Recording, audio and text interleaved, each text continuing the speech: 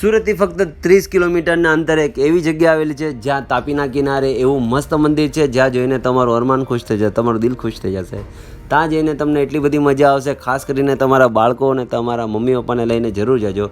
અને અગર તમે ગામડેથી અહીંયા આવો છો સુરતમાં તો આ જગ્યાએ જવા જેવું જ છે ગાઈઝ.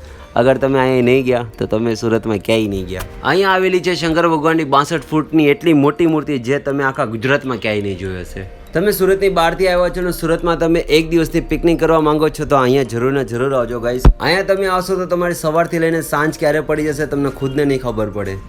બહુ વિશાળ જગ્યામાં આ મંદિર બનાવેલું છે તો તમે તમારી ફૂલ ફેમિલીની સાથે આવશો તો તમને બહુ મજા આવશે. ખાસ કરીને તમે અહીંયાના કુંડમાં નાશો, 50 રૂપિયામાં અનલિમિટેડ નાહવાનું, તો સવારે કુંડમાં પહોંચી ગયા તો સાંજે જ કુંડમાંથી તમે નીકળશો, એટલી મજા આવશે.